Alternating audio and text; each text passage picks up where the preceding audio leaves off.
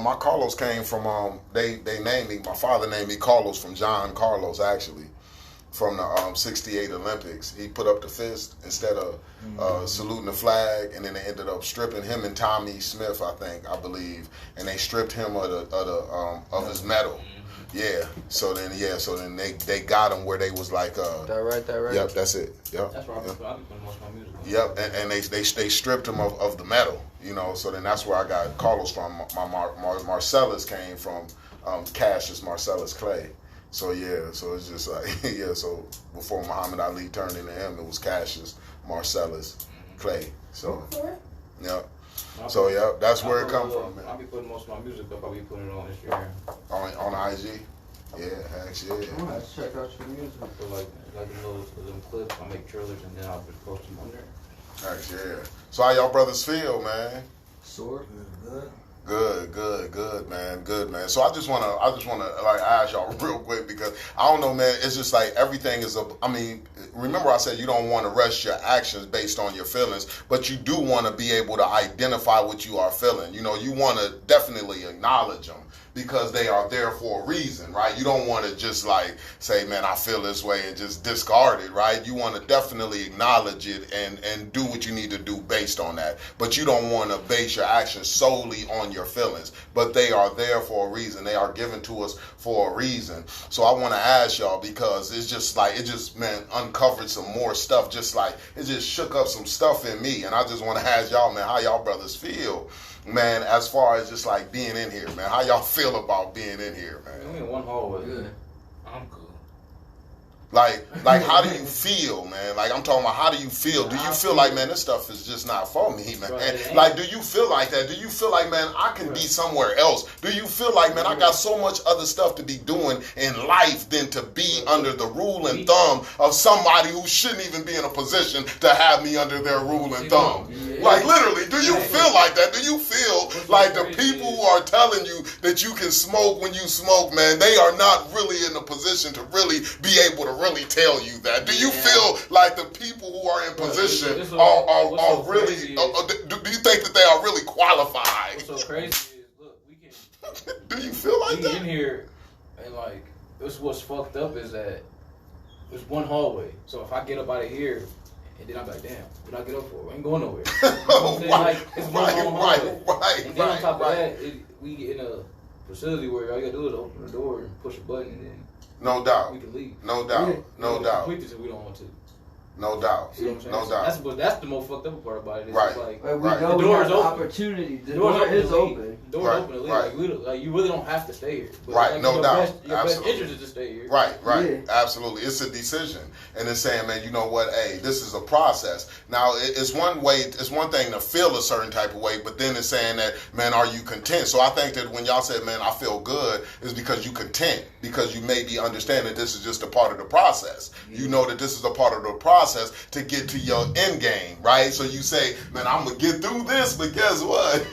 I ain't about to go through this again because of the way that I feel. So people looked at me when I was inside of prison doing my 10 years. They said, Carlos, man, you just seem content. And I was content. It didn't mean that I wasn't aspiring to do more than where I was at or go further than where I was at. It was just saying that I understood that that was a part of the process to get rid of the stuff that I needed to get rid of so it will never happen to me ever again. But it didn't take away from the way that I felt. I felt like, man, this stuff ain't for me, man. Like, man, I should be the one that should be calling my shots. I should be the one that's saying, man, I'm ready to go here and then I go there. I should be the one, man. It shouldn't be somebody telling me when I can go eat or when I can go smoke or tell me that, man, you know what, I'm just going to give you one cigarette.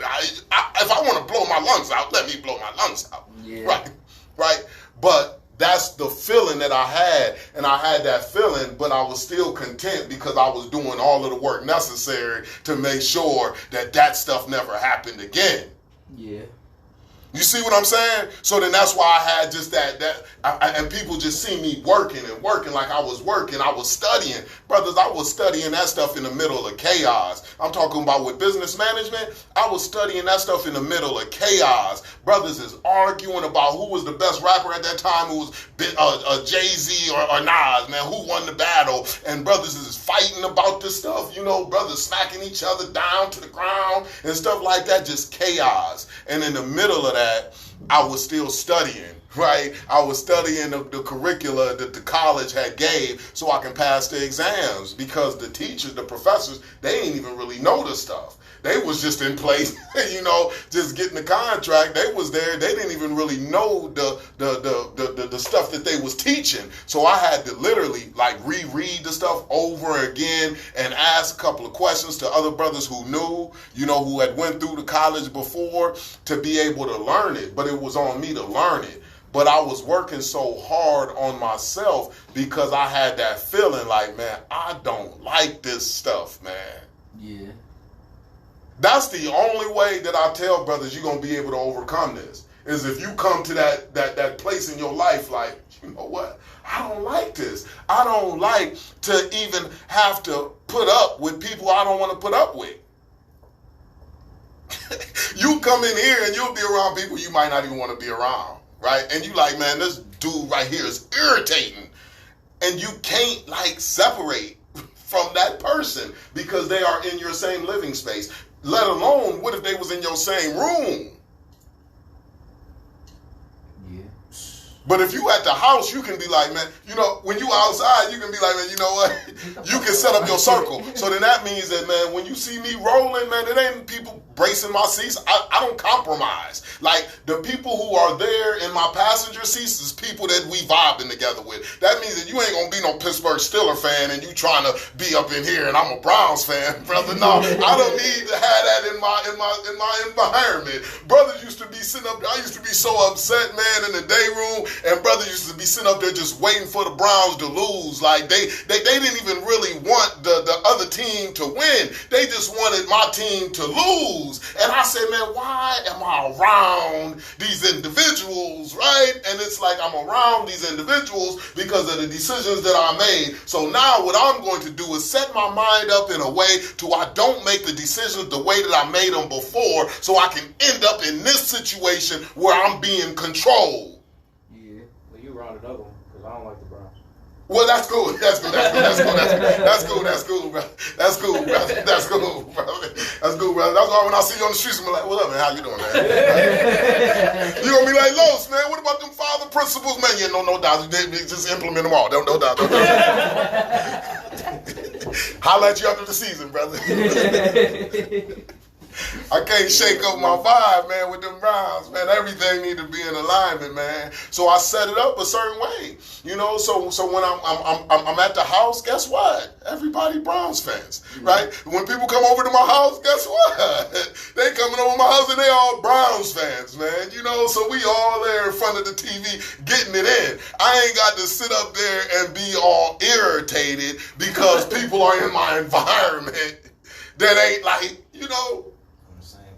Yeah. Absolutely right. So I just want to be able to manage my life. So if we don't manage our lives, man, it's going to be people in place. That's what's crazy. There's going to be like, man, I'm about to manage your life for you. Yeah. And when they manage your life for you, what they are going to say is that, oh, this is what you should have. This is what you should be doing. This is also what you should have. This is also what you should be doing. Love. And you like, man, this is not what I want. And this is not what I want to do. But the management of your life is in the hands of somebody else. So then this is why they go about it based on what's circulating in their own heads. Yeah. But that's why the work is so necessary. So then that's why I put the 13th Amendment on the shirt, because it's like when you read it, it's like, you're like, man, that's crazy. It's going to be what it is. So now once we understand what it is, now what it's on us to do is respond a certain way and say, man, you know what? I'm just not going to put myself in a position to get incarcerated ever again. So then I ain't got to worry about being no legal slave. Hell yeah. Because the system is going to continue to do what it does. The beast is going to do what it does. You ain't gonna be able to change the beast. I see people all the time going at the beast saying, man, don't eat me, beast. And the beast is like, man, okay. I'm hungry, bro. Because that's what it does. So that's why this stuff is so important, fellas. That's why it's so important. I'm telling you, man, nothing better than to learn. You just want to learn. You want to just invest everything in your power to learn. You want to be able to say at the end of this, man, I've done all that I can do. All you can do is all you can do. And at the end of the day, brothers, all you can do is enough. But you just got to tell yourself, man, are you really doing all that you can do? You know, because some of us can be honest with ourselves and say, man, you know what? I really ain't doing all that I can do. I'm not really learning all that I can learn. I'm not really, man, sacrificing everything that I need to sacrifice. I'm not really doing all that I can do. A lot of times people are still holding on to an image. They are afraid to sacrifice that image. This is who they look at me as, so I'm going to continue to live up to the image that they look at me as. I'm just like, I am who they say I am, but that's not what it is. And then you got to pay the price. And the thing about it, when you live up to an image that people want you to be, they ain't going to help you pay the price that it costs to be that image, because it's a price that has to be paid. Ain't nobody going to help you pay that price, brothers. You got to paint your own picture. You going to pay that price yourself. You paying it now. So it's like, to me, in my head, I felt that way, and I said, man, you know what? I'm about to do everything that I need to do, because at the end of the day, I'm going to be paying the price, brothers. Like, ain't nobody paying the price, man. Ain't nobody coming in here serving no time for brothers. Ain't nobody brothers don't even sit up here and know that you still alive. Brothers is on doing what they doing. It's hard to keep family members engaged to brothers when they're incarcerated, let alone the people. Yeah. The people who you out there like doing this stuff for they definitely out of sight, out of mind. Mm-hmm. So now, if our main objective is what, fellas, and this is why we in this class, our main objective is to make sure that we are effective fathers to our children, so our children can grow up and become adults and they are successful, right? We don't want our children to be in a situation to where the information that they are operating off of has developed a philosophy that has put them in a place that they don't want to be. We don't want our children to end up like that, and then they come back to us and they say, Dad, Father, man, listen, man, the way that I was brought up, man, I was brought up to operate a certain way. Like, you gave me the information, or you allowed the information to enter into my mind because of your lack of presence, because you wasn't present. So people told me things when you were not around. And I developed a way of thinking off of that. And now this way of thinking has put me in a place that I don't want to be. Dad? Like, your children were born to you for a reason. They wasn't born to you just because, right? Like, they could have been born to anybody. It's people who cannot even have children. But your children were born to you for a reason. That means that you have something to give your children for them to be who they need to be, so then they can experience life the way that they need to experience life. But I always tell brothers, it's like, listen, don't think that it's a one-way street, because there's some reciprocity that's there as far as a father and a child is concerned. Because not only do you have something to give to your child, but guess what? Your child has something to give to you too as well. That means that you cannot be the person that you were destined to be if you are not actively involved in your children's lives. If you are not giving your children everything that you got to give them, then you will not be able to become who you was destined to be. And if you don't become who you was destined to be, who you was designed to be, guess what? You will not be able to experience life the way that you want to experience life. So when I was telling you, brother, out there, you was like, man, dang, man, I really like that car, man. Let me have. I said, man, this ain't even about the cars. Like, that don't. Y'all see, I don't even talk about that stuff, because that stuff is like, that's the side stuff. The main stuff is the freedom that I have. And that's what I talk about. Is like, how do we develop a mind to be able to have the freedom in life that the human spirit desires? Right. Watches, clothes, money, all of that stuff is just all of the side stuff, brothers. But where the main thing is the ability for me to be able to interact with my daughter, the ability for me to be able to interact with my son and know that I'm giving them a way of thinking that's going to take them to a whole nother level. That's where I get my greatest joy at. Because I know that I'm preparing them for life. That they're not going to be dragged through the mud because they don't have the mind to be able to withstand the opposition that's going to come against them out there in the world. They're going to be able to peep the opposition and they're going to be like, nope, I'm prepared for this. Nope, I'm prepared for that. Just like we would have wanted to do. Yeah. So that's what it's all about. That's where the joy is at. That's what it's all about. That's what it's all about. Like that's why we want to establish that strong relationship with our children. Because we have that strong relationship with our children, we're going to be able to be influential. We're going to be able to give them things that we know that they need to have. And the main thing that they need to have is a mind that is not a liability. Either your mind is going to be a liability to your existence on this earth, or your mind is going to be an asset to your existence on this earth. It is your decision to make. If you do not monitor what you put into your mind, the information that you go out there and get, then your mind will become a liability to your existence on this earth. Nobody can force you to go out there and get the stuff. You got to literally be able to identify people and say, you know what? Man, brother, you ain't talking about nothing. You ain't talking about nothing. Why am I still in this conversation? Because time is the most valuable asset. And if I squander my most valuable asset, which is time, then where the heck am I going to be at?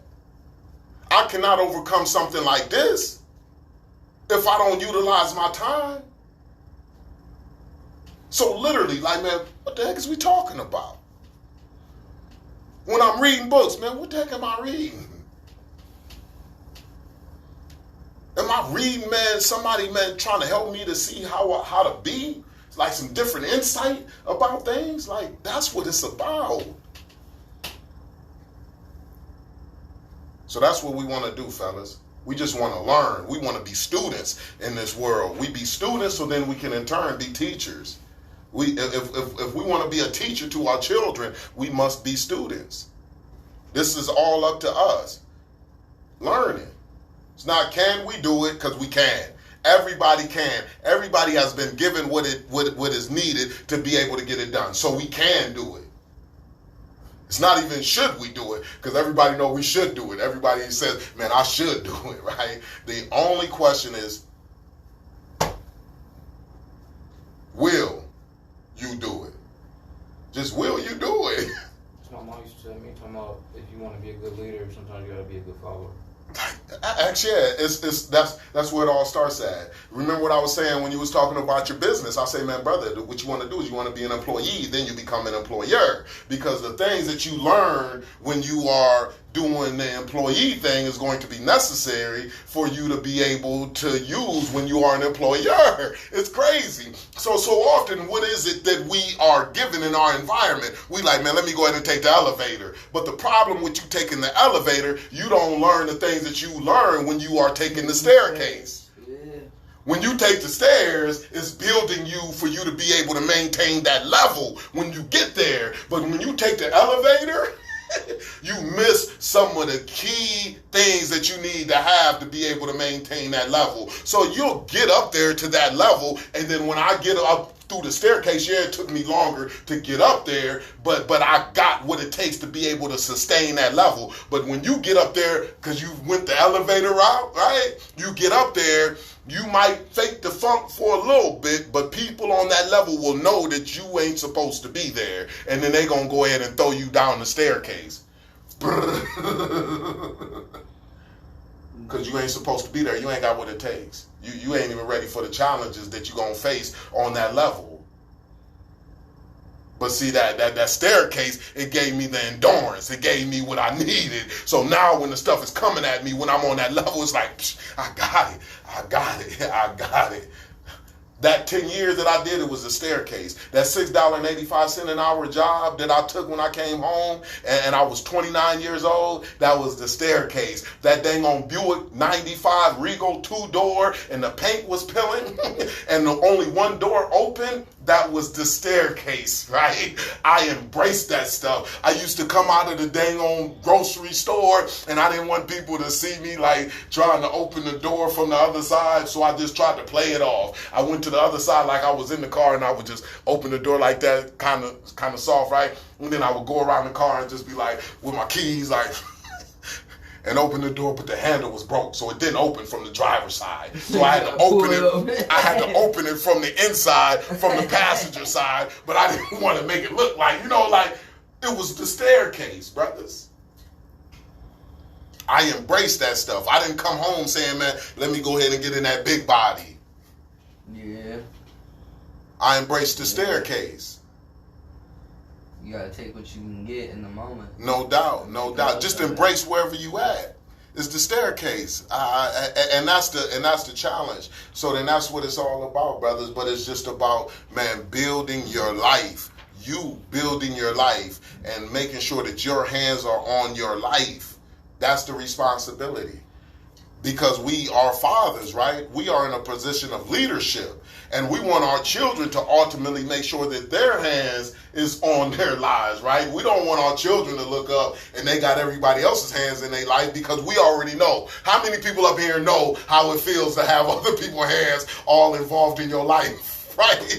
You like, hold up. I don't like the feeling when somebody else's hands is all involved in my life. Just being honest, man. That's why I said in the beginning of class, how you feel, brothers? Yeah. How you feel? Yeah. And when you feel like, man, this stuff is just not for me, that's going to activate a level of seriousness that has to be there for you to be able to overcome this. Because if you playing, brothers, I'm telling you, this stuff ain't no joke. People don't get away with this stuff for a reason, man. People go through this stuff over and over again for a reason. But the moment that you say, man, I'm done playing, is the moment that this stuff will end. Yeah. But you gotta literally say, you done playing. And sometimes, man, people be seriously not serious. And they don't even realize it. They be seriously not serious. They don't even realize that they really not serious, right? But in their mind, it's like they seriously not serious. But once you start to get serious, that's when you start to see some progression. And serious ain't about because you got the mean mug, right? That's not serious. Serious ain't about who you can punch in the face. That's not serious. Who you can shoot. That's not serious. Serious is saying, man, I'm going to position my life the way that I desire it to be. What matters to me most, I'm going to protect it. So when my brother say, man, you know what? Hey, man, I said family first, and then I started to look up, and it really wasn't family first. I had a problem with that.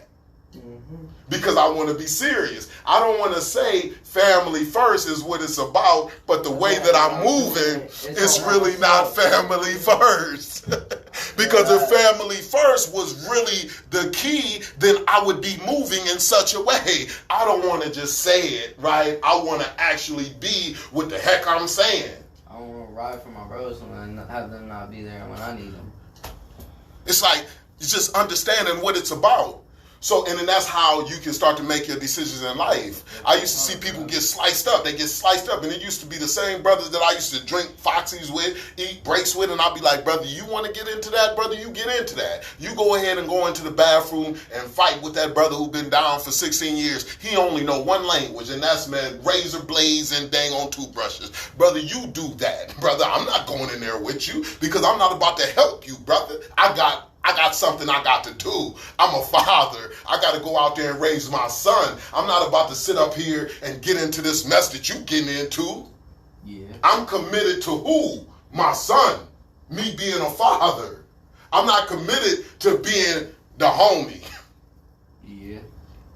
This brother fighting somebody over a dang on laundry bag. It's like, brother, you gonna fight that brother over the laundry bag? Like, that's slow. No doubt. It's like, that's so fine. bro. And it was people who went in there. It's in that Prison Without Bars book. I wrote it in there. It was people who went into that dang on bathroom, and they all was in there right along with him, right? All of them was from the same hood or whatever, and they went in there with him. And when they seen that young dude, with an older dude, man, slicing that brother up, they tried to get that brother up off of him, right? They started hitting that brother with the mop handle sticks, hitting that brother. And they said that brother just stayed focused. Like, brother, I don't care about y'all hitting me. He was taking them hits and still slicing that brother. That brother came up out the bathroom, man, leaking. And I remember he walked right past my bed. And you know where I was? I was right there at my bed, and I was looking at TV. I was like, man, I'm doing what I need to do. Hear no evil, see no evil, fear no evil. I don't know what y'all got going on. When they come asking questions, guess what I can say? Nothing, 'cause I ain't seen nothing. I ain't hear nothing. I don't know nothing. You got to go ask questions to the people who was in the mix. I wasn't in the mix. I stayed watching TV because I was committed to my movement, which was being a father. They needed 500 stitches to put that brother back together. It wasn't no $150. It was 500. They needed 500 stitches to put that brother back together again. I don't even want to go back. 500. Bro. Fuck that. 500. And he went home on time. That brother went home on time.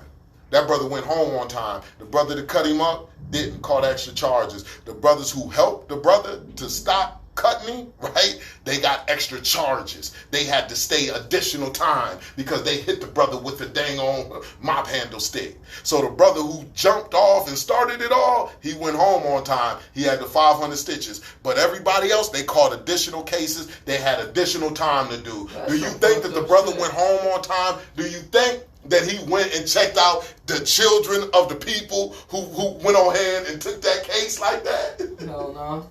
He forgot all about him as soon as he left.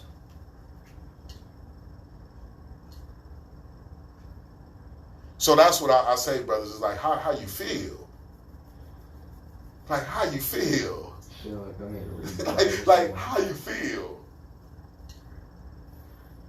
So that's why I say when brothers used to be like, Los, man, you ain't cussing, man. No doubt. Los, man, what's up, man? Like, man, you ain't saying nigga? No, I don't say nigga. Why am I going to say nigga, man? That was a word that was created to demean me. I'm not about to use a word that was created to demean me and accept it. That stuff don't seem powerful to me. So what I'm going to do is I'm going to reject it. I'm not going to drop off the ER and put an A on it and say I'm going to make do of it. I'm not going to do that. I'm going to go ahead and just eliminate the word from my vocabulary because it doesn't make sense. The only time that I do say nigga is when I'm conversing on why I don't say it. That's the only time that I do use the word. Even when it's in the music, I edit that stuff out because in my mind it's like, man, how can I literally tell somebody who made up the word, you can't use it, the word is only for me to use now. Like, you can't use the word that you made up for me to demean me. I'm accepting the word now, and it's mine now. I've accepted the doodle that you put on my plate, and I'm putting salt and pepper and hot sauce on it, and it's my word now. Like, it's literally doodle, and we accepting the doodle.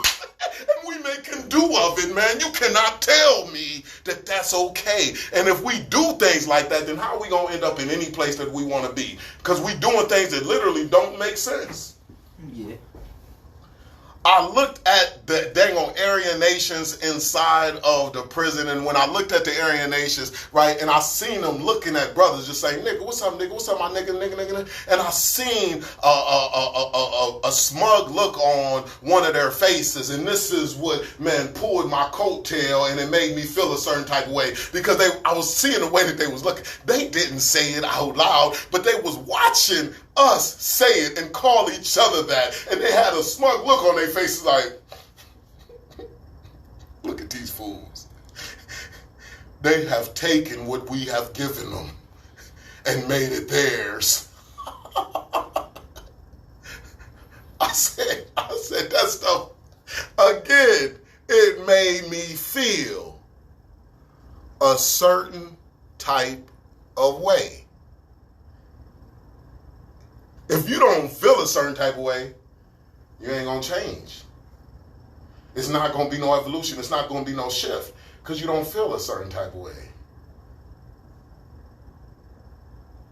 That's why it's important.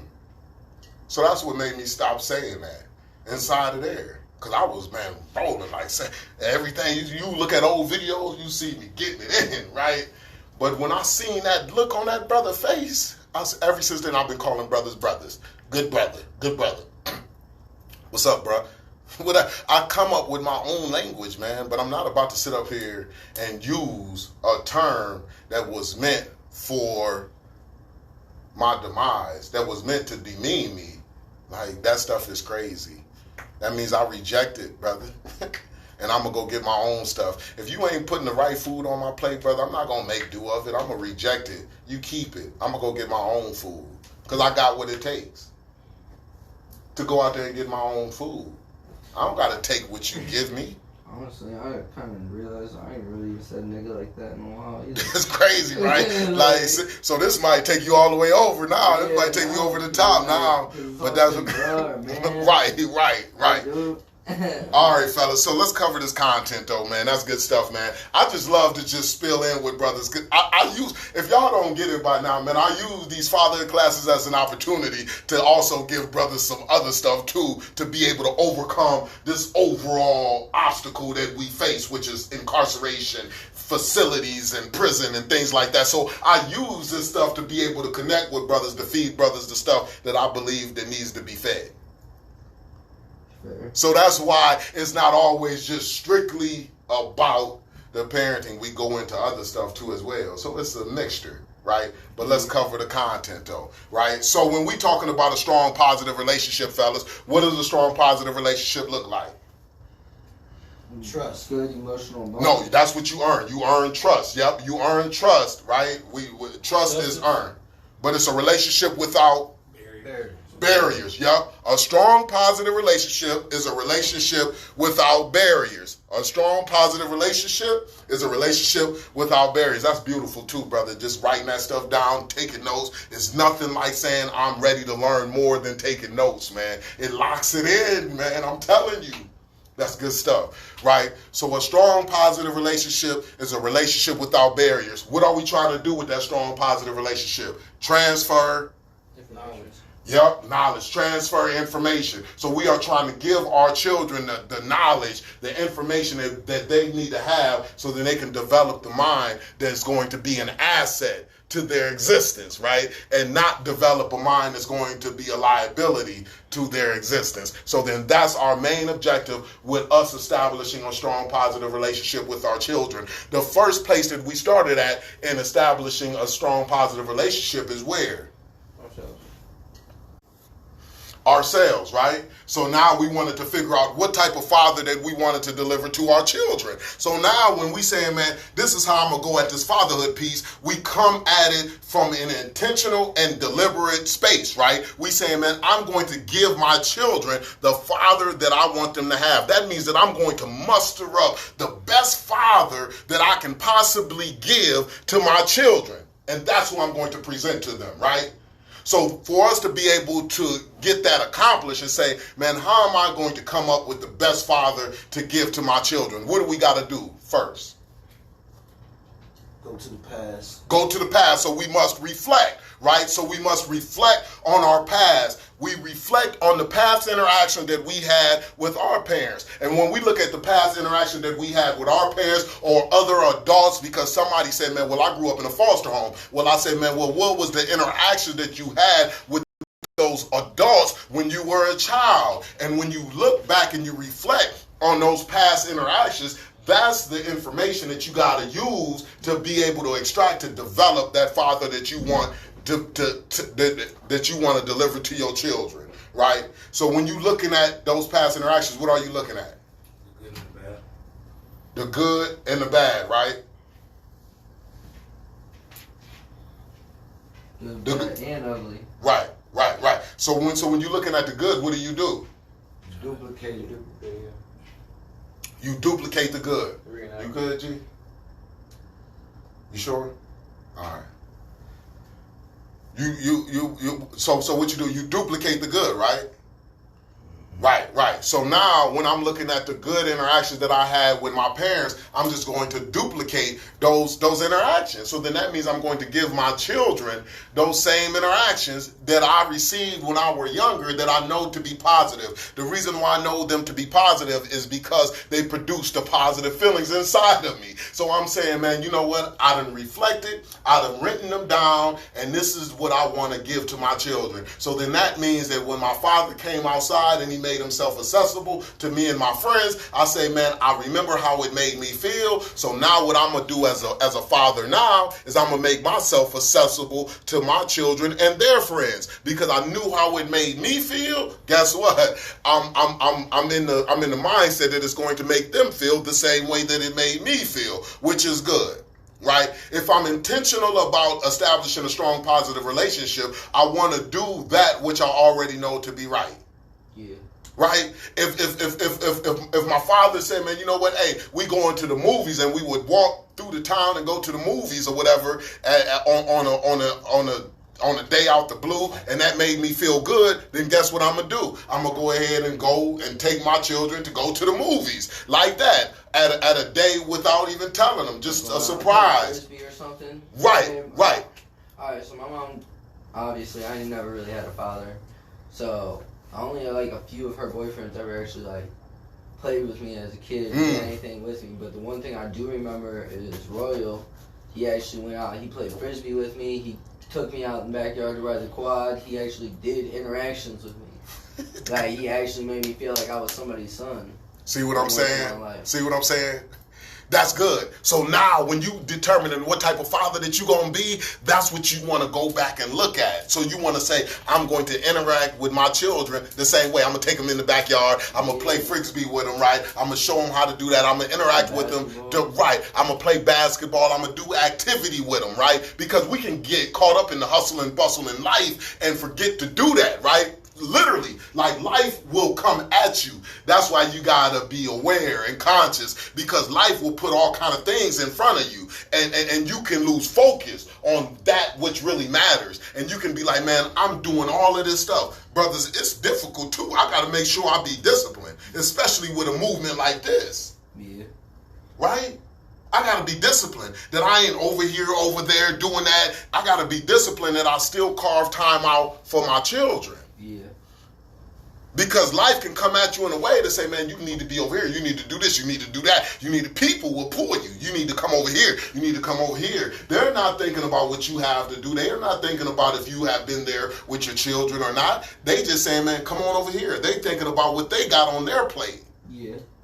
So the hustle and bustle in life, right? You got to make sure that you are aware first of what type of father that you want to be. So when you saying that, man, you know what, man, I want to be that father that is going to that is going outside and doing activities with my children, spending some time with my children, man, going to the movies with my children. I want to be that type of father. That's why it's so important to really think about what type of father that you want to give them so you can become it. It's difficult to become. It's difficult to become what you not saying that you want to be. That's why we want to write it down, look at it, focus on it, so you can literally give them a thought out father. So now you just ain't like going as the wind blow. Self-awareness and understanding of the situation. Just conscious, just saying, man, I just want to be aware of what the heck I'm doing and why am I doing what I'm doing. Not just being on autopilot. Yeah, because that's where my mind be sometimes. Especially when I get off work, I'll be like... Just autopilot. Man. You want to be conscious, right? So then that's what we want to do. So now once we look at the positive, the next thing that we did is we identified the negative and then we resisted the negative. That means that the negative interaction that we had with our parents, we're going to make sure that we don't give our children those same negative interactions because we already know them to be wrong, right? So we're not going to give our children that poison. So now when we said the negative, you said that, man, my father wasn't there, right? So now when you saying, man, the type of father that I want to be, I don't want my children to be able to say that I wasn't there for no reason. Definitely not. Right? So I want to make sure that I'm accessible. I mean, My dad told my mom the day she could introduce me to him was the day he was on his deathbed, and that always made me See go what I'm up saying? thinking, like, man, if I ever meet this nigga, I'm gonna put him on his deathbed. Like, are you playing with me? Bro, that's some harsh ass. That's stuff to crazy take in. because that produced a negative feeling. It made you feel abandoned. It made you feel like, man, dang, what the heck? How you gonna have me and how you gonna participate in having me and not even try to do what's necessary to make sure that I'm good, right? So that's something that we want to make sure that we think about, because if we're not thinking about that negative, then guess what's going to happen? It's going to surface in your parenting without you even knowing it. Yeah. Because you're unconscious. Remember, when you are unconscious, anything can happen. If you are sleeping, if you literally sleeping in a dead sleep, somebody can be all in your stuff, right? Yeah. You're not aware. You're not conscious. Anything can happen. Right? But if you are conscious, you are aware, you're like, hold on, man, get out my stuff, brother. What's wrong with you? Yeah. So then that's how stuff creeps in that you don't want your children to have, because we are unconscious as fathers, unconscious as parents. So that's why we want to be conscious. We want to look at that negative and say, man, you know what? And again, I challenge you, write that stuff down. Look at all of the negative interactions. I don't care what it was. It could have been you saying, man, you know what? I looked out in the audience and they weren't there to support me at my activities. I didn't like the way that I felt, right? So now what you want to do is you want to resist from giving your children that. You're going to say, man, I'm going to make sure that I'm there at their activities. I'm going to be there for their support. This year, I ain't never missed one of my daughter's parades, even though I know my baby mom has. I have not missed one except the one I'm about to miss sitting here. Absolutely. And So that's now, all I can. absolutely. So now what that does too, again, when we start to become conscious of what type of father that we want to be, now it's going to say, man, you know what, hold up. Man, me making that decision is going to put me in a place to where I'm not going to be able to do what I want to get done with my children. So if I want to make it to their games, if I want to be in the audience, then that means that I got to make sure that I monitor the decisions that I'm making, because that decision is going to place me in a facility to where they will not permit me to be able to go to where I need to go and be the father that I said that I wanted to be. You get that? See, the reason why I was separated from my son for 10 years, from 19 to 29, I love my son. I wanted to be the best dad, but I didn't think about what type of father that I was delivering to my son. And that's why I was still selling crack when he was born. That's why I was still holding on to guns when he was born. That's why I was still willing to blow a brother head off when he was born, right? Because I didn't think about what type of father that I wanted to deliver to my son. I just said that I wanted to be a good dad, and I wasn't focused on that. And because I just said that I wanted to be a good dad, and I wasn't focused on what type of dad that I wanted to deliver to him, therefore he was compromised. Yeah. So he got whatever dad that I gave. He got any old dad, and that any old dad he got was me having to write him letters once a week from the prison, my father bringing him down 4 times a year, him seeing me 4 times a year, and that's the only time that I communicated with my son. I never did calling because there was no number for me to call. When I communicated with my son was when he came up for a visit. That was 4 times a year, maybe 5 for 10 years. So that's not the father that I wanted to be. And if I would have sat down and thought about the type of father that I wanted to be, I would have said, hold up, I want to be a father that is accessible 24/7. I don't want to be a father that's only accessible for, 4 or 5 times a year. And if I would have said that and thought about that, it would have helped with the decision that I was making. Yeah. And then I would have said, hold up, this is going to give me 10 years. Yeah. Or this can give me life, because the brother could have really died. He could have died. I said, this could have got me life. You see what I'm saying? Like, this stuff is, I'm talking about brothers using our minds, letting our minds be assets to our existence. That means, man, having our minds be used as assets to go out there and accomplish what is most important to us. But we must first got to say what is important to us. We must first got to say what is it that we're trying to accomplish, and let that be a magnet that pulls us. Because if we ain't got that set, then we ain't got no magnet that pulls us. Guess what's going to pull us? Everything else. Distractions is gonna pull us that way. Man, our past is gonna pull us that way. Like we're gonna get pulled in every direction but the direction that we want to really go. The direction that we want to really be. So then that's why it's so important to really put in that work and that effort and think about what type of father that you want to be. You base it, again, because repetition is the mother of skill, brothers. Yeah. Repetition is the mother of skill. So then that's why I continue to say it, to drill it in. And it's so important to really understand what type of father that you want to be. You duplicate the positive, that's it. This stuff is easy to do. You identify the negative and you resist the negative. And then you look outside of yourself, look at other fathers, and you say, man, you know what? Look at other parents, and you say, man, I like what they doing. I'm going to do something similar, right? I seen somebody, they was doing movie nights. Man, they say they do movie nights once a week, every week with their children. And the children get excited about movie night. It's an event. I say, man, that sounds dope. Guess what I've been doing for the last 8 months? Movie night. When my son moved out, my oldest son who's 24 years old, he moved out. I said, man, I'm going to turn the bottom, because he was in the recreation room downstairs. I said, I'm going to turn that puppy into a theater. So I had the projector screen. I had Best Buy come in and do the surround sound down there. We have literally movie night. I got a neighbor. He says, man, I'm going to sell you a popcorn machine, literally, and a snow cone machine for $150. I say, this is a deal of a lifetime. A real live popcorn machine. I got that stuff downstairs. We in real live movie night. Yeah. We go to Redbox and we get a dang on $1 movie from Redbox. I let them pick which movie they want to watch, whatever. They alternate between the brother and the sister. My son and my daughter, they alternate each week. And guess what we do? We watch movies for movie night every Thursday, and then I go get a pizza to eat, and then we have the popcorn, and I let them go to Kroger's. They pick whatever candy they want to have from Kroger's, and we have the snacks, and we sit down in downstairs with the black curtains where you can't get no light in. It's dark. We have a movie night.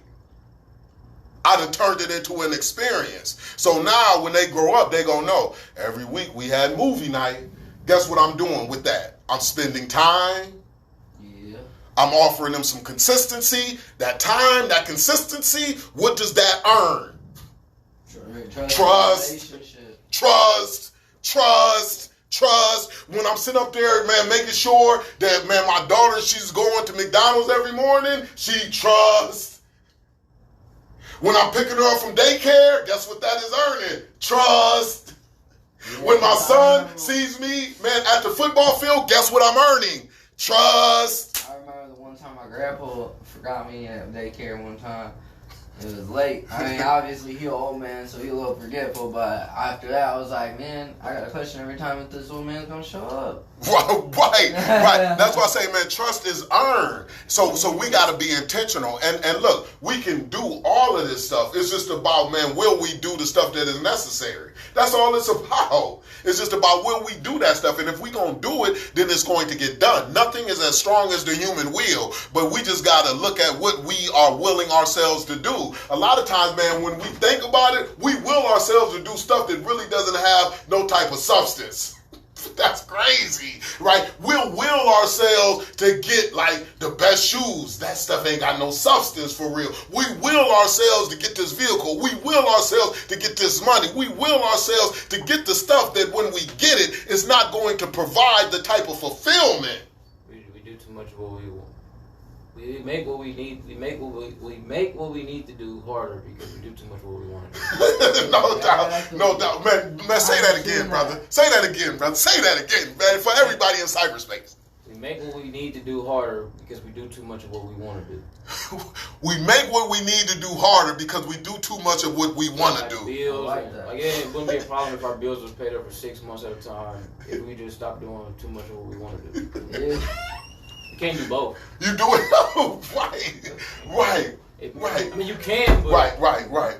But if you do what you need to do, you'll be able to find yourself more often doing also what you want to do. The issue is that we don't do the stuff that we need to do, so then therefore the stuff that we want to do, it becomes a strain. Something is going to suffer. I'd have been in that predicament. I had, we didn't, like, when I first started out, and it was like, I always had all the shoes and stuff, but then I'm like, dang, I'm pressing for time to pay the rent. right, I got 3 to 4 release dates that came out this month. You like, as soon as they release, you got them puppies, man. Right. And that's what it's all about, brothers. It's just about, man, that's what I'm talking about. It's just about us using our minds, brothers. Like, everything about this is mind work. Mind work. People don't elevate in life because their minds will not allow them to, because their minds have not been developed. They have not worked out that mind, man. The mind needs to be worked out. Just like if you don't work out your muscles, brothers, what's going to happen? You are going to be weak. You are going to be frail. You're going to be brittle, right? If you don't work out your muscles, your mind is a muscle. You got to work it out. And if you is eating mental candy, brother, your mind isn't built for life. Yeah. And that's why life is continuing to do this. Oh, come on over here. Come over here. And you like, dang, you got, man, skin is all, man, ate up from the concrete because you getting drunk on the concrete. Brother got floor burns, right? Because you getting drunk. Life is dragging you. Yeah. That's crazy, ain't it?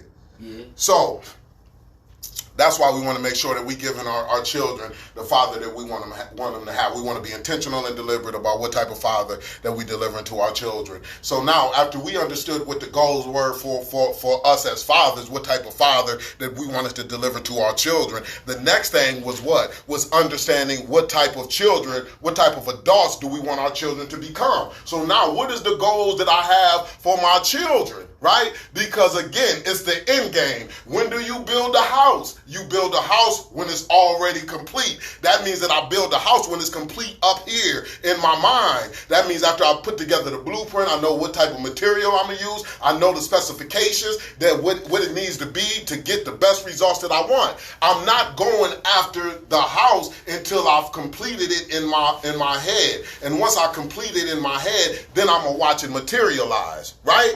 I'm not going to, and this is what it boils down to, fellas. It's saying that as a father, I'm not going to do and then think. I'm going to do what? I'm going to think, then do. Because if I do, then think, then I'm going to end up in a place that I don't want to be.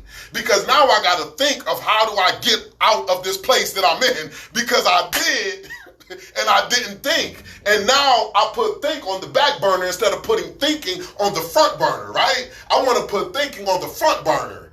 That's impulsivity. Do, boom, I go over here and then I think of what I'm going to do when I get here.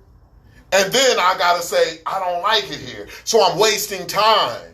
Because now I got to go back here. I got to make my way back here. I got to use energy to get back here. Instead of saying, man, instead of using my energy to get back here, why don't I just think before I go?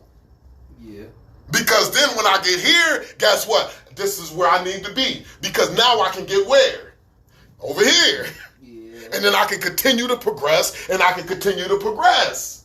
I don't have to continue to, man, go to jail, don't go past go, don't collect $200. I don't have to continue to go hit jail, go back to jail. No, don't collect $200, right? Brother, when you hit my property, you gonna pay.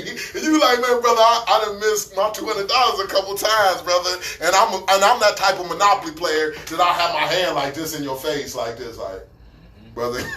Let me get my money. You can't mess with that dang old them red motels. I know you can't mess with them red motels. You can't mess with Kentucky Avenue. Like, I be like, come on, brother. They be sitting up there counting their money. They be turning it over. Like, oh, brother, you turn it over, I ain't gonna make it twice, brother. Like, give me my money. Like, go ahead and throw in that piece, man, for $50, man. You know, I be winning all my stuff. But yeah, brothers, but that's why we want to make sure we have that end game. And that's what the understanding what the goals is for our children is all about. So we said we're going to base the goals for our children on what? What type of character that we want them to be, and not what type of profession that we want them to be. Yeah. We want them to be the right type of character that's going to warrant success. So then that's what we say. We have 5 character traits. What are those?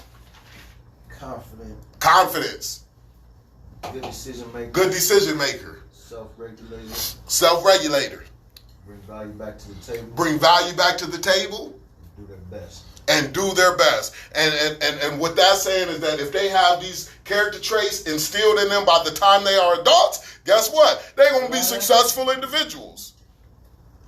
What are they? Confidence.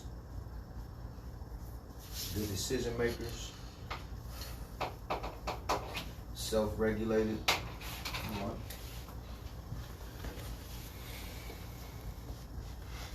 So you trying to bring your own child now. Yeah, ain't no doubt, man. Ain't no doubt, man. Heck yeah, man. Regulated. And then you missed that hair. Bring value. Whatever, man. The heck ever, man. I got my beard still, man. You know, I got my beard. I take care of that puppy. You know. Get the sweat like Jordan in the fourth That's- quarter. Do their best. All right, so now everything with our parenting is based on those 5 goals. One way for us to accomplish those goals is to encourage the behavior. So when we see them exhibiting some of those goals, we encourage that behavior to lock it in for them. And that's what it's all about, right? We're going to cover it more in the next class when we do a recap. But I got to get to this next session, right, before I got to get to VOA. So I got to get to the next session. But I'm going to bring you up to speed, though, on that, too. All right. So yeah. But that's what it is. So now this third layer that we peeling back to establishing a strong, positive relationship with our children is none other than the art of listening. Like that's what it's about. Because the way that we establish a strong, positive relationship with anybody is what? By listening. By listening. Right? That's the most important part in the communication process is to listen. Why is listening so important? Because you can't learn if you don't listen. What I can't learn. If I don't listen, what I can't learn. The truth. If somebody is talking to me, if you are talking to me about what's going on inside of you, if I'm not listening, what I can't get from you. You can't talk and listen. No information or a solution. Exactly. We just you doing this and I'm doing this. I'm not paying attention to you. No I'm doubt. trying to think what I'm trying to say. I'm trying to pay attention to what You being one I'm track trying to say to you. mind. You know what I'm saying? Today, I ain't. Yeah. So listening, nothing says that you are there for a person more than just to listen. That's why it strengthens the relationship like it does, because nothing says that you are there for somebody than just to listen, right?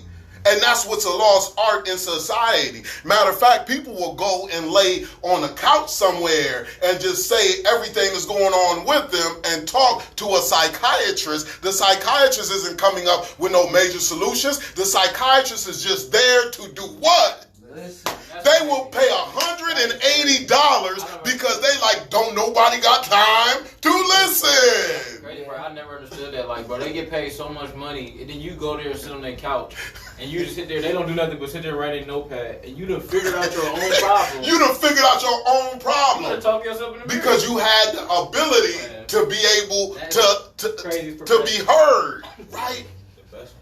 I want to be with That's crazy. psychiatrist. You've had the ability to be able to be heard. Nothing says that you are there for a person just to listen. But we grow up in a culture, in a society where everybody is so busy with everything that they got going on that they don't have time for other people, even if it's their children. Man, I got these bills to pay. I got this girl that I'm about to break up with. I got, man, this girl I'm about to get with. Man, I'm trying to put this together. Man, I might be catching a case. Man, this is what's going on. Man, I got to get this pack off. Like whatever's going on in society, right? You got all of this stuff going on in your head, and when your children come to you and tell them what they got going on, you like, man, I ain't got time to listen to what you got going on because that's child stuff. I got other stuff I got going on. Yeah, you right. And when you do that, guess what that does? It puts a wedge between you and them because they are bringing you them. They are letting you know what's going on inside of them, and they will be able to identify that you are not present mentally. And when you are not present mentally, now what's going to break? The trust. The trust is going to break. Now they're going to say, man, I can't trust you with me. Why I can't trust you with me? Because you ain't got no understanding of me. How can you have an understanding of me if you never listen to me? See, that would hurt my heart if my son or my daughter came up to me and like, I feel like we got no relationship because you ain't ever listened to me. That's what it'll be. Yeah. It's like, man, you ain't never listening to me, so it's no way that you can have an understanding of me. And if you don't have an understanding of me, then what's going to happen when you handle me? For real, you can't. You can't. If You don't know what's you going gonna on, try, you but what's can't. gonna happen? You won't know what to do. You gonna mishandle me, right? Yeah. You gonna mishandle me because you gonna give me what you think I should have based on your information that you done came up with, based on your own experiences. You're not gonna give me what I'm telling you that I need.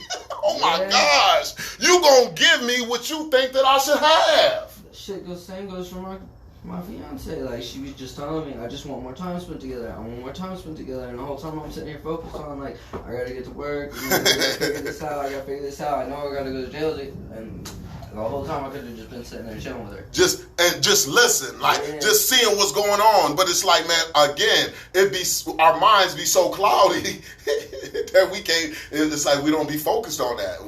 We just like we don't understand the value. Again, once we start to understand the value, then that's when we can implement it. This is what education is all about. It's just being educated about what matters and what are we doing, knowledge of self, right? So once we understand the value of listening, now we can do it more often. But we ain't going to do it more often if we don't really understand the value, if we don't understand what it's going to give us, if we don't understand the fruit that we are going to receive when we listen. Right? So then that's why we want to make sure that we listen to our children. It's the most important thing to do because that lets them know that we are there for them. Nothing says that you are there for a person more than just to listen. We can go deeper than just the dang on $180 paid to the dang on psychiatrist. You can think about the person who's doing 24 with an L who gets married to a woman who is in society, ain't never met that brother outside of the prison, but she will be committed and dedicated to that brother who doing 24 with an L, ain't coming home. He got a slim shot to come home, but she will get married to him. Why will she get married to him? Sending him food boxes in, coming to visit, all of that. Why is she so committed to that brother? Because you listen. Because that brother's on that phone. Wow. No doubt. He listening to her. And she says, man, that makes me feel like I'm about something when you listen because everybody out here don't listen to me. My parents never listened to me, and I'm just so thirsty to find somebody to listen. And that brother is listening to her. And because he listens, she's willing to do whatever. She gonna ride with him through the He has the influence that he desires because he's made the commitment to listen. Nothing says that you are there for a person more than just to listen. So if we want to establish that strong relationship with our children, what must we do? We must listen. We got that down, right? So now we got to look at what that stuff look like because now we got to understand what listening looks like. This is the content that we need to know, right? So now, to show somebody that we listening, one thing that we can do is what? Give them eye contact. Yeah. Eye contact, let somebody know that you are listening. Also, the head nod, let somebody knows that you are listening. Yeah. Yeah. You know what I'm saying? Like, that lets somebody know that you are listening, that you are engaged to the conversation, that you are present, right? The next thing that we want to do is we want to give short phrases. Uh-huh. Yeah. No doubt. Yeah. Most definitely. Exactly. You right. I see it. You right. Right? When you do this encourages the person who is talking to continue to talk because they know that you are there. Right? You sit up, right, no doubt. You giving them the eye contact, you nod your head, you giving the short phrases. Uh-huh. Yeah. No doubt. Right. I feel it. 3 hours. I'm like, bro, we done got done eating food and everything. Like, I want to go. You can't do that, though. Sometimes you got to be like. So, right. You got to use it to your advantage, too, just knowing that stuff, right? But this is also what you do. So after you do that, now the next thing that you could do is what? Summarize what's being said. So when you summarizing what's being said, that lets the person who is talking know that you are processing that information. So if somebody is saying, man, I had a bad day, man, at work. Man, bad day at work? Wow, for real? Like, you just summarizing what's being said. You're not being What a parent. happened with your bad day? Right, no, don't ask questions. I'm glad you said that. Don't ask questions. Listening just means to listen. You're not trying to ask questions for you. You just trying to receive the information that they want to give you, right? So now what you are doing, this is where it comes to being strategic at it with, and then people will feel a certain type of way when you do it to a T, but it takes practice, right? Because we are conditioned to do everything else but listen, right? So we give the eye contact, we nod our head, we give the short phrases, wow, no doubt, most definitely, right? And then we summarize what's being said. All of this encourages the individual to continue to talk. Then what we do, we give empathetic facial expressions, right? Empathetic facial expressions mean empathy means to put yourself in somebody else's shoes, right? Not sympathy, but empathy. Empathy means to put yourself in somebody's shoes. So my facial expressions, when you say that you just hit the lottery, should be looking like what? Like you just hit the lottery.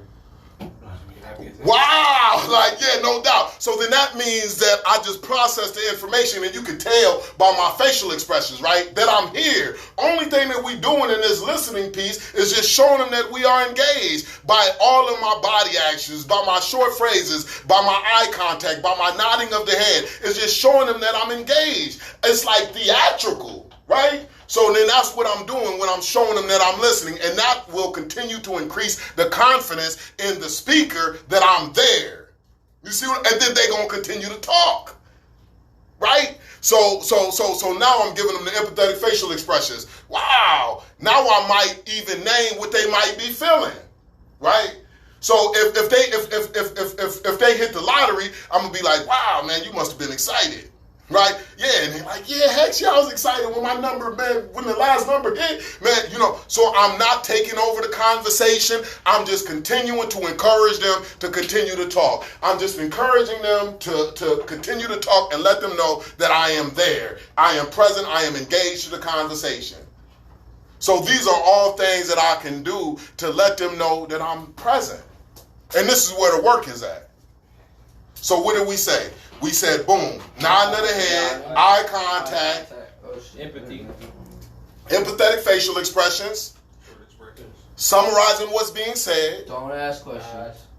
Don't ask questions, right? Oh, good. Okay, so now, we can look at the don'ts, right? Yeah. So we looked at the do's, so now let's look at the don'ts. We don't want to ask questions. Because when you ask questions, what does that do? It can get somebody to get off of their train of thought. Yeah. Because they trying to answer a question and they getting off of their train of thought what they was trying to bring to you. So, and once you do that too much, they're going to be discouraged in bringing anything to you because they like, I forgot what I was about to say. And they're going to feel unfulfilled when they leave your presence. Okay. And this will create a barrier between you and them. So you don't want to ask questions. What else you don't want to do? You don't want to compare. People will compare. People will say, and what I'm talking about comparing is that somebody will come to you and be like, man, you know what? Man, I just got hit over there on Morris and such. Man, I got hit over there on Morris and such too. Man, that's a crazy intersection. Man, I can't stand that intersection. And it's like, hold up, brother. I was coming to you to tell you about my accident that I had over there on Morris. And now you done compared it to you. You overtaking the conversation. You talking about what happened with you. Don't compare you to me, right? Comparison will create a wedge between you and that person who's talking to you. You want to be conscious of that, right? That's heavy duty. You don't want to overtake the conversation. I like that. Don't compare. Don't compare. Oh, I wouldn't have done that, right? Yeah. Like, you did that. Just think about if you came to somebody and said, man, I messed around and I missed out on the last movie that was coming out and I didn't see it, man, I wouldn't have missed out on that. Like, you missed out on that, man, that's crazy. And then you didn't get nowhere with that conversation. Now you're gonna feel a certain type of way when that person compared himself to you because you like, it's just gonna start something up inside of you. You're gonna be like, bruh, this ain't even about you. I'm not you, first of all. For real. What else you don't want to do? This is another thing that you don't want to do that can create a barrier between you and especially your children. Label. Label. Man, you stupid. Yeah. Man, you dumb. Don't, what's the word? Right? And it's like, Downgrade, downplay. that's what it is. It's just like labeling people. Like label people. Oh man, you soft. Oh man, you lazy. Right? Somebody. All of those things, what that does, it creates a wedge between you and them, because that person who you talking to, they hearing it a certain type of way. And they like, man, what you mean? Like, man, they get defensive and then they want to shut down. And that's how they start to establish a war inside of them in regard to you, because they don't like the way that you are handling them. You are labeling them, and then they don't even want to continue to talk. They don't want to be around you. Or downplay the situation or something Right. like that. Definites like saying, you always, you know what I'm saying? You Or always, yeah. you never, you know what I mean? You got to be so conscious, like, and that's. You don't and- see what I'm doing right there or something. See, and that's something else too, and the curricula don't cover that, but that's something that I've learned on my own, is with in further educating myself. And that's what they say is like, people will say always, and is it really always? You never answer the phone. Do I never answer the phone, or I just don't answer the phone during around this time or this day? Like, you saying never, and when you say never, you gonna get frustrated because in your mind you done grasp a hold of never, right? And now you like, you ain't never there for me, and now you done developed that conclusion in your mind, and it's not accurate.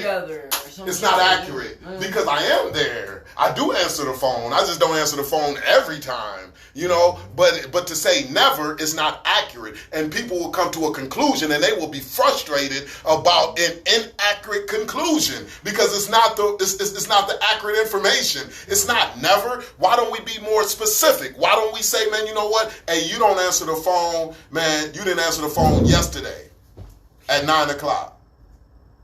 See, that's But instead, a specific time and a place. Then Right. you're like, all right, well, let me think back what I did yesterday at 9 o'clock. I'm sorry about that. But if I say, I man, like that. you ain't never answer the phone, now I'm going to be in a place to where I'm upset. Because Yeah. now I'm at a conclusion, you never answer the phone for me. You ain't never there. So now I'm like, man, you ain't never there. And then I'll make a decision based on that inaccurate conclusion, and I'll go ahead and try to get somebody who I think will be there, and then I'll look up, and I'll be like, dang, that person really was there. That person was there way more than I thought that they were, but I said never, and I said always, and because I said never, always, I had an inaccurate conclusion that I had arrived to, and now I'm in a position that I don't want to be in because I didn't look at it for what it was. I looked at it for what I wanted it to be. That's crazy. Why would I look at things for what I want it to be instead of looking at things for what they are? Words of power. Words are powerful, and don't allow anybody to mislead you and think that words are not powerful. I remember they came out with the saying, sticks and stones may break my bones, but words have never hurt me. Don't believe that lie. Yeah, life and death is in the tongue, Yeah. right? Like life and death is in the tongue. The word is no joke. If I say that I can't, then I won't even try. If I say that I can, then I'm going to do everything in my power to try to get it done. And more than likely, I'm going to get it done. But it's all about what I say. If I say that I'm a father, then I'm going to work to become that father. If I say that I'm not a convict, then I'm going to do everything in my power not to be a convict. If I say that I'm not an inmate, I'm going to do everything in my power not to be an inmate. If I say that I'm a businessman, then I'm going to do everything in my power to find supporting evidence to support me being a businessman. What I'm saying that what's coming out of my mouth is what I'm going to look out for supporting evidence to support. I don't mean to cut you short. I'm about to go get ready for my video. Jeez, I gotta get to VOA. Right, I know I gotta get to VOA, man. They're gonna be a little bit behind, but it's cool, man. We getting it in, right? So, but that's what it is, brothers. Like, words are powerful, man. So we want to make sure that we don't want the words that's going on inside of our heads to be words that's putting us in a bad space. Because sometimes words that's going on inside of our heads is going to put us in a bad space too. Man, I ain't going to never be able to get over this stuff. We saying that to ourselves. Into existence. I ain't going to never be able to get clean. If you saying that to yourself, brother, how you going to be able to get over this stuff? How you going to be able, because you're going to find ways to get that done. Man, I ain't going to never have no money. I'm always going to be broke. If you say that stuff, brothers, see, I let other people say that stuff, but the problem is when I say that stuff. See, when other people say that stuff, it's not going to dictate where I'm at. Yeah. When I say that stuff, then that's when I'll be there. We fathers, brothers, and we doing what's necessary to be the best effective father in our children's lives as possible. So when we saying we doing all we can do, we mean that stuff. We do all we can do. We learn what we need to learn so we can be who we need to be for our children. Thursday, brothers. We rocking and rolling. Appreciate y'all. I'll be at work Thursday, but All right. Saturday, Sunday. Saturday, maybe? Sunday, yep. Alright, I like sitting here. I appreciate you, man. No doubt, bro. Hey, did you get some good stuff? Oh, I think I did. No doubt, absolutely. Is this stuff applicable, brothers? Definitely. I'm gonna ask y'all every time, man. Like, is it applicable, man? Is it good medicine, man? You know, that's all it's about. It's good The law medicine. of the water? Yeah, huh? You ever heard of the law of the water? Yeah. It governs the law of the land. But that's what it means, it's just your words. Your words have energy. So you speak it into like a glass of water. Yeah. You speak positive. If you speak negative, you drink that glass of water, you drink your negative. So you just speak positive into this glass and you drink your positive and it's supposed to reinforce the water. That's crazy. That's crazy. That's just no joke, man. Ain't it though, man? It's like, man, we can literally change the direction of our lives. By speaking positive. Like how it's going to be is based on the way that we go at it. That's just, man, that's a blessing all in itself, man. I don't have to be in these situations. Mm-hmm. That's why they tell you never to speak negative about another individual. Because you ultimately doing something to yourself when you do that. You thinking that you bringing them down, But you bring yourself down. you bringing yourself down.